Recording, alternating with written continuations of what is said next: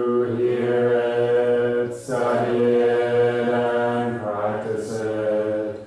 We vow to realize its true meaning. The Dharma is vast and subtle. We now have a chance to hear it, study it, and practice it. We vow to realize its true meaning. The Dharma is vast and subtle. We now have a chance to hear it, study it, and practice it. We vow to realize its true meaning.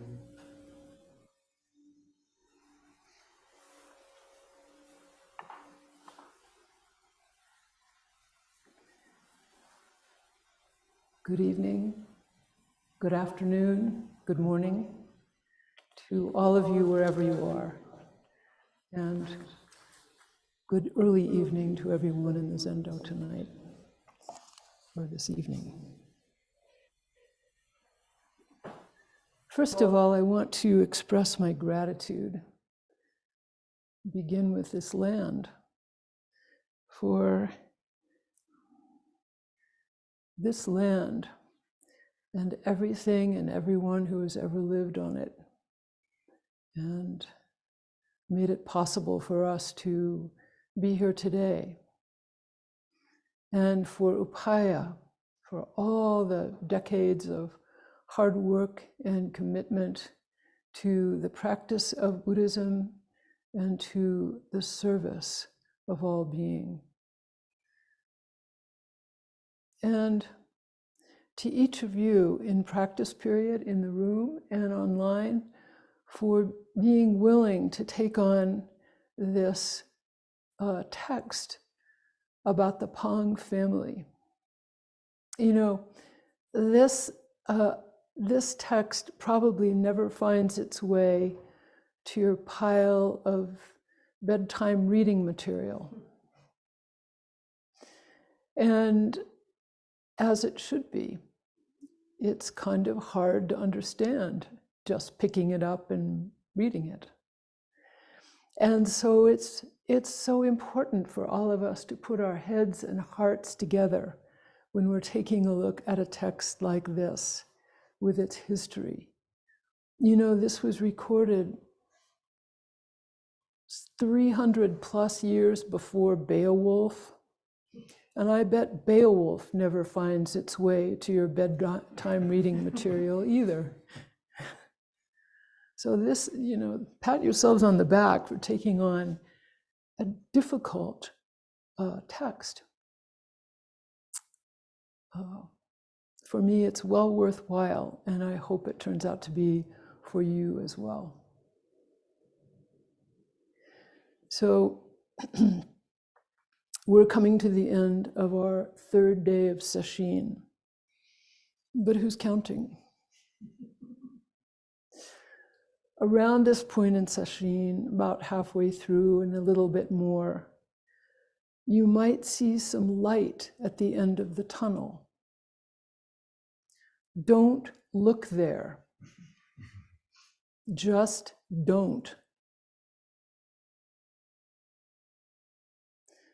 Stay in sesshin, right up to the last moment.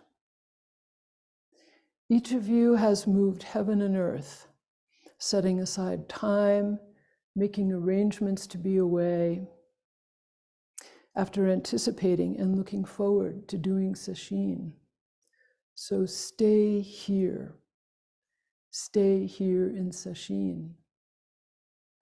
All of us together in this odd container, composing such an odd being.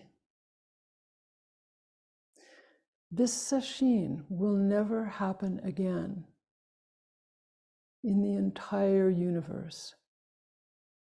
So stay right here, right to the end of the last period of Zazen. We all need each other to do this thing. I want to talk about how we can practice this week outside of Zazen on the cushion.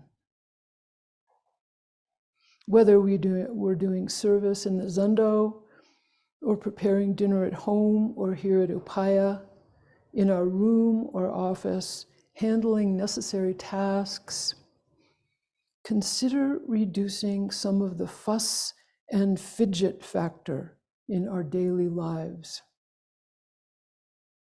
This might be in the Zendo during service or meals, where there are innumerable opportunities for fussing and fidgeting.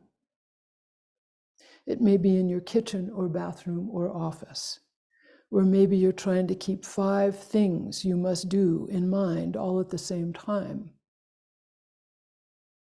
And if you are me, you might just keep doubling back, forgetting where you left off. And in the end, spending a lot of extra time and effort on tasks.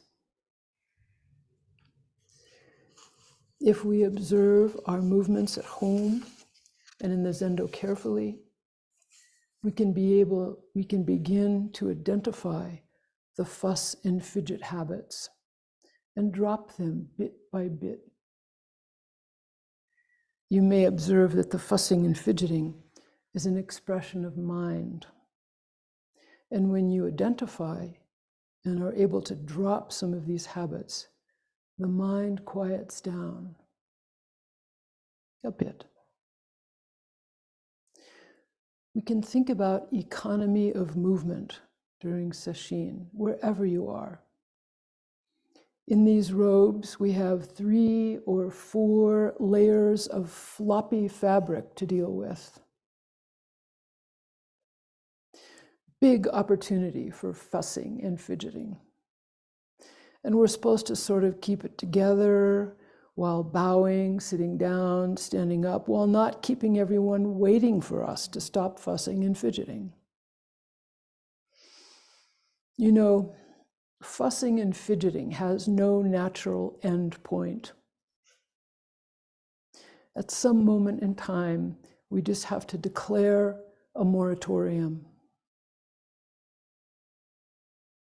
In the midst of all this fabric, think economy of movement. Anyway, consider taking a look at this. Also, outside of Zazen, we can practice handling and caring for so-called inanimate objects. So when we pick up something, like our oryoki bowls or dishes to wash in the kitchen, we can pick it up with our whole body, if possible with both hands. Relate to each object with tenderness and your full attention. Now, the way you pick up a large soup pot is different from the way you pick up a teacup. But the tenderness and attention with which we touch and handle these objects can be the same. Even if we don't pick up something with both hands, like our spoon or our toothbrush, we can direct our attention toward the object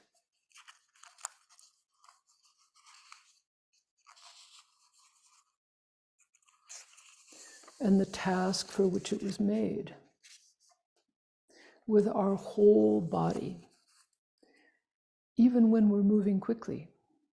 In fact, bringing our body and full attention to each object and task can actually support the work, allowing us to move quickly and efficiently with wide awareness of objects at hand, as well as others working around us. These ways of practicing through work and other daily activities will support our vow to be present and committed in our lives, not to sleepwalk through our day. Connect with the world around us person by person, object by object, task by task, with tenderness and consideration. Last week, or the week before, in the study period with Sensei Al-Kazniak, we read a group of stories. The first conversation was between Ling Zhao and Dansia Tienran, and then between Laywoman Pong and Dansia. I so appreciated looking at this group of stories as a whole, and I thank Sensei Al for his wisdom in providing that opportunity. Since then, I've been thinking about those stories, and I want to share my thoughts, especially about the first one, called Meeting Ling Jao. The story goes like this. One day, Master Dansia Tienran came to visit the layman. He had just passed through the gate when he saw the layman's daughter, Ling Jao, holding a basket of vegetables. Dansia said, "Is the layman here or not?" Ling Jao dropped the basket, stood up, and clasped her hands together on her chest. Dansia again asked, "Is the layman here or not?" Ling Zhao picked up the basket and walked away, and Dansia left. When the layman returned, Ling Zhao told him what had happened. The layman said, "Was it Dansia?" Ling Zhao said, "He's gone now." The layman replied, "You've spilled milk in the mud." The footnote on that says it means a wasted effort. So going over the story again. So in this conversation, an old friend from when both were studying with the great Shurdo came to visit Laywoman Pong and was greeted by Ling Jao.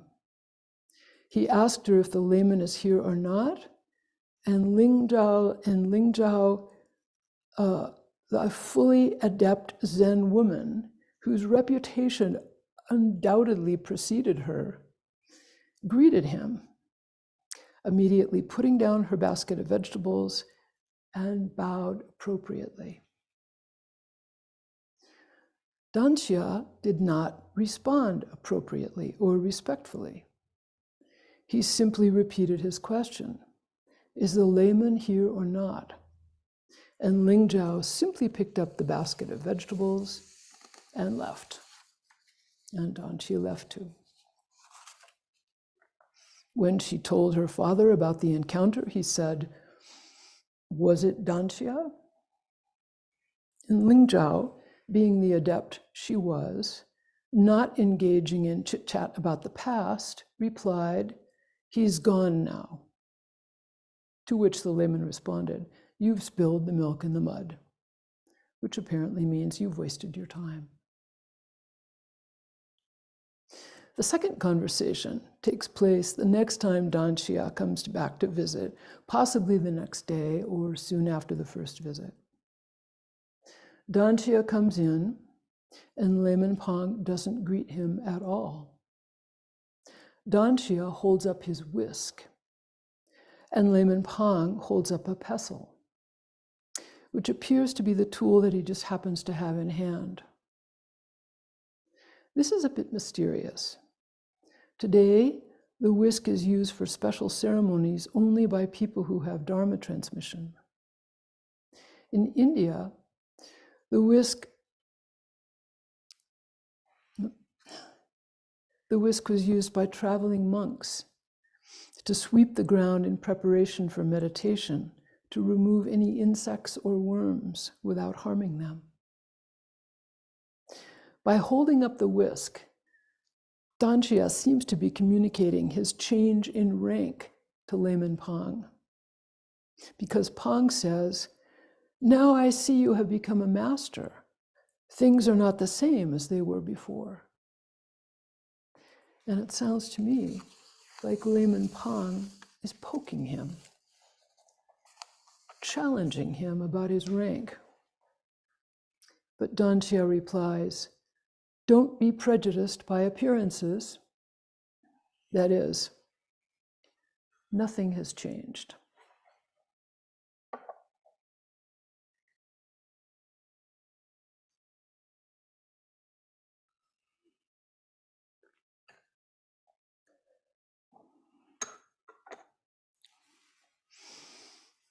That is, nothing has changed.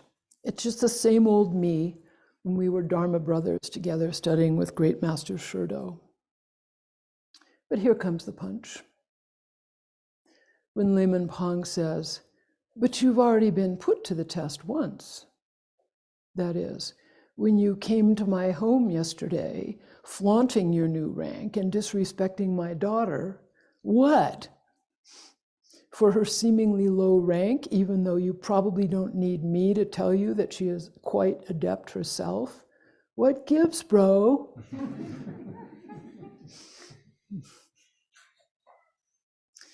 Dansia seems to apologize, saying, I don't know why I said nothing then. And Layman Pong, not quite ready to let him off the hook, says, it was your right to say nothing. When I'm annoyed, I also say nothing. In other words, yeah, I get it. I act like a jerk sometimes myself. Then Dansia lowers his whisk and leaves, even though Layman Pong seems to try to get him to stay. These stories are truly mysterious, and one never knows for sure if an interpretation is right or completely off base. And also, in the hands of various translators, quite different interpretations can emerge. But the fact is, these stories have arrived in our lives, our times. And when I read them with a 21st century white, 71-year-old woman's eyes, the only eyes I've got. Holding these stories that against all odds arrived in our lives, understanding them to the best of our ability and passing them on is our responsibility. I'm sensitive to interactions with and among women. And I'm sensitive to the issue of rank. We know how much harm has been done throughout human history in the name of preserving concepts such as inherent rank, such as superiority, with their resulting discrimination and abuse. Heather Cox Richardson, an historian who writes a daily piece called Letters from an American, in which she gives an historical context to events of the day. In her April 9th letter, discusses the views of Southern leaders after the Civil War, who believe that all men are created equal was fundamentally wrong, and that white men were a superior race, and within that superior race, some men were better than others. She quotes enslaver George Fitzhugh of Virginia, who wrote in 1857, "We do not agree with the authors of the Declaration of Independence that governments derive their just powers from the consent of the governed. All governments must originate in force and be continued by force." There were 18,000 people in his county at that time. Only 1,200 could vote. He said, But we 1200 never asked and never intend to ask the consent of the 16,800 whom we govern.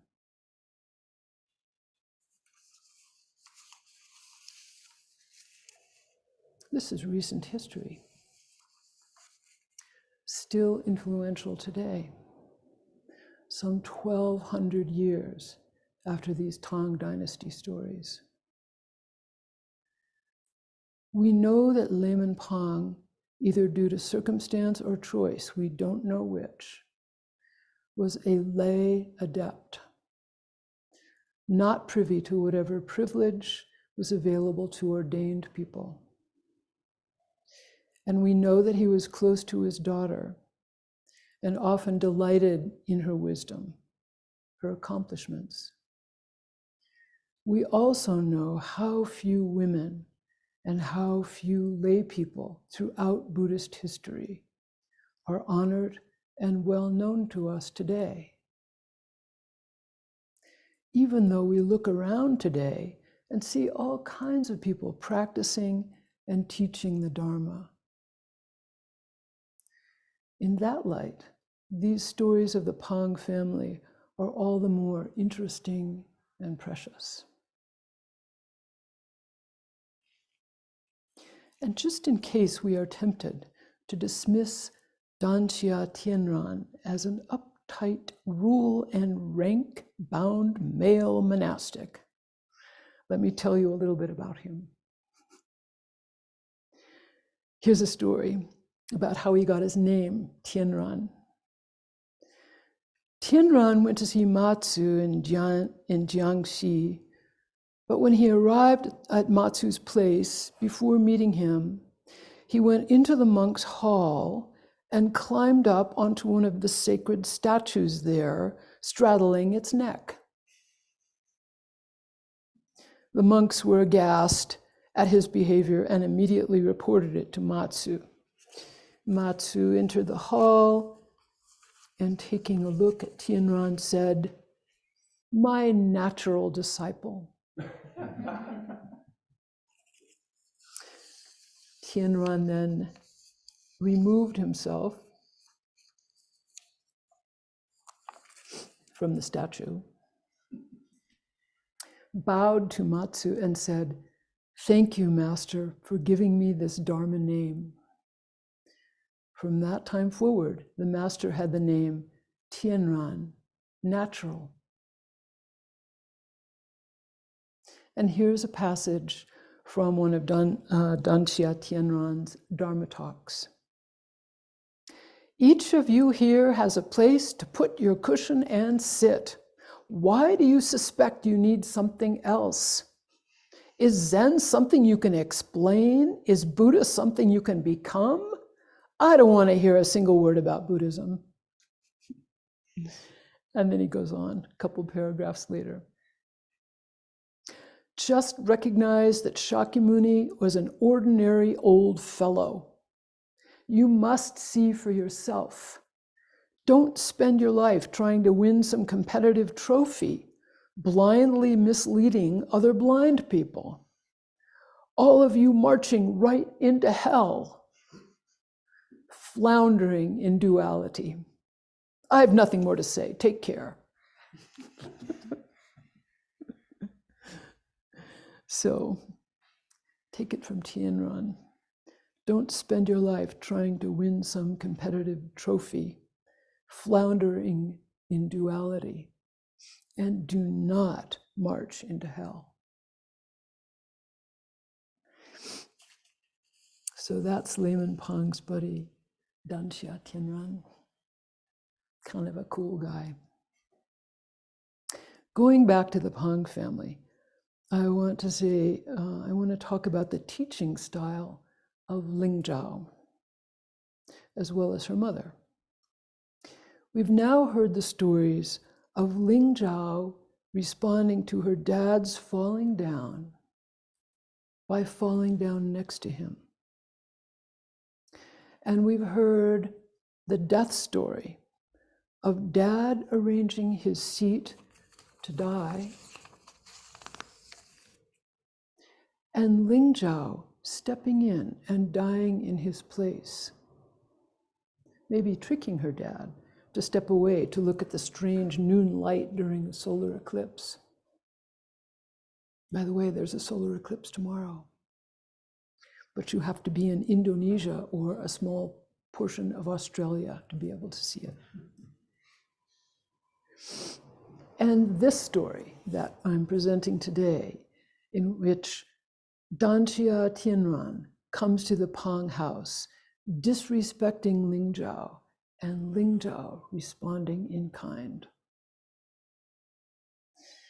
Her way of teaching seems to be to meet the other person wherever they are and join them.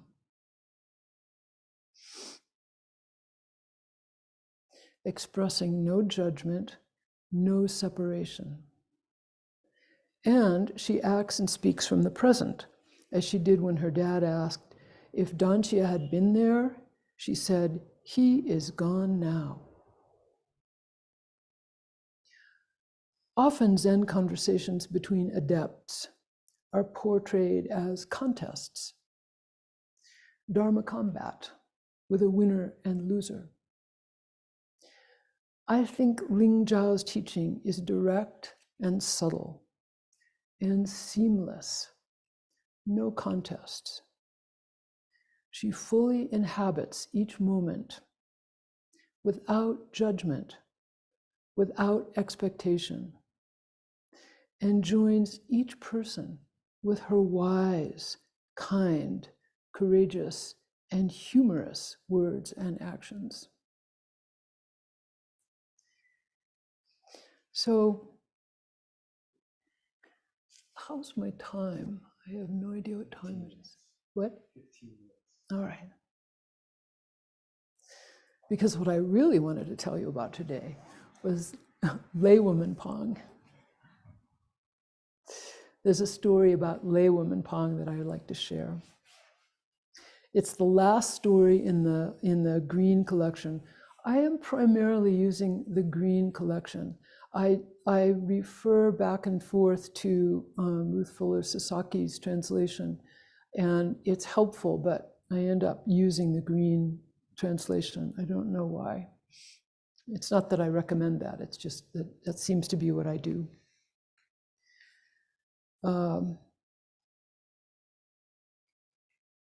This is the last story in the green collection, and it's called Mrs. Pong Goes Back. The story goes like this. Mrs. Pong happened to enter Laywoman Temple during mealtime. The gatekeeper called out for her to go back outside.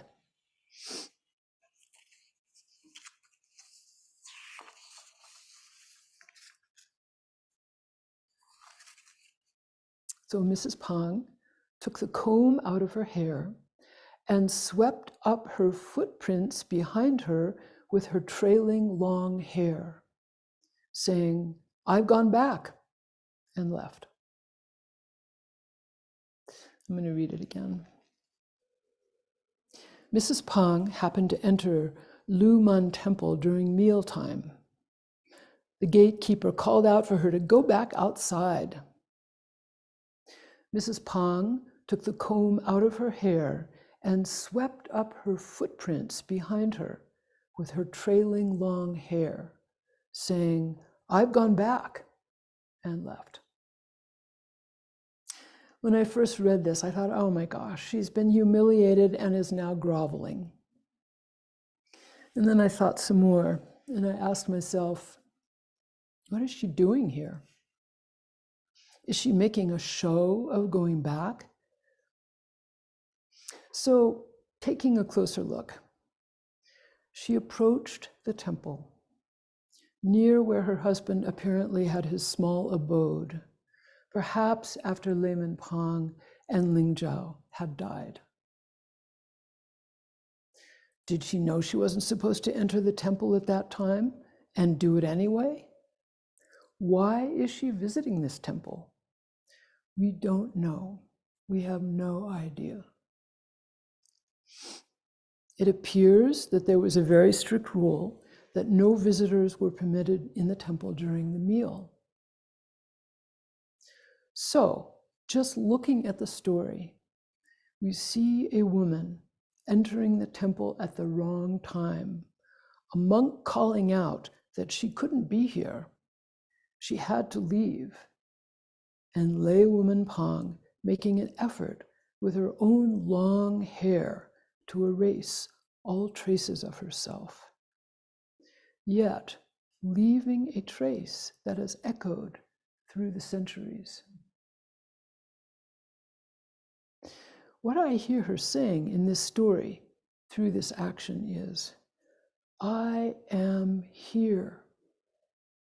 I am completely here. It can't be erased that I am here. There are no mistakes, and there is no such thing as no trace. The phrase, leave no trace, appears often in Zen, where it means doing something completely and then moving on to the next thing without holding on to remnants of the last thing. And Dogen says, when birds fly in the sky, they leave no trace. I have my doubts about that. In our modern culture, leaving no trace is important. It means clean up after yourself so others won't have to. Deal with your trash so it won't pollute the land. Use less so there is less pollution. And this is an important guideline for us. Leave no trace. Here, Laywoman Pong is not dealing with trash she left behind. Anyway, we heard that her possessions are at the bottom of a lake somewhere, and that she lives a frugal life. In this story, her trace is her very being. Her show of erasing her footsteps with her hair, both with the action of doing so and the result that the temple grounds are left with brush marks from her hair, speaks loud and clear, a resounding, I am here. I am here regardless of your temple rules and customs. And that cannot be denied. It cannot be erased. This story brings to mind another woman who, like Laywoman Pong, is not remembered by name. We don't know their names. This other woman, too, made a deep impression on the monks of her time and on us to this day, with her simple, clear, and complete teaching to monks walking by her tea house, asking directions to the great mountain, which probably meant the temple of Great Master Zhao. Her answer was always the same, right straight ahead. One after another, the monks would walk on, and she would say, he's a good monk, but off he goes, just like the others. This old woman was giving them a core Zen teaching, right straight ahead. It's in the Vimalakirti Sutra, it's in the Platform Sutra, it's embedded in the teaching of not knowing, and in Suzuki Roshi's Beginner's Mind. It's all over the place in Zen teaching. These monks apparently were mistaking her teaching for directions on the road. And I can't help but think that this was because of her rank and status, an old woman with a tea house. But we don't know. What both these women share, aside from our not knowing their names, is the confidence that their teaching speaks for itself. I am here, right straight ahead. This is our practice. This is Sesshin practice. Moment after moment, breath after breath, bell after bell. Whatever arises is here and now not here. I am here, right straight ahead. Messages from Laywoman Pong, the old woman in the tea house, and Ling Zhao. Take good care of yourselves these last few days of Sesshin, and go forward, straight ahead.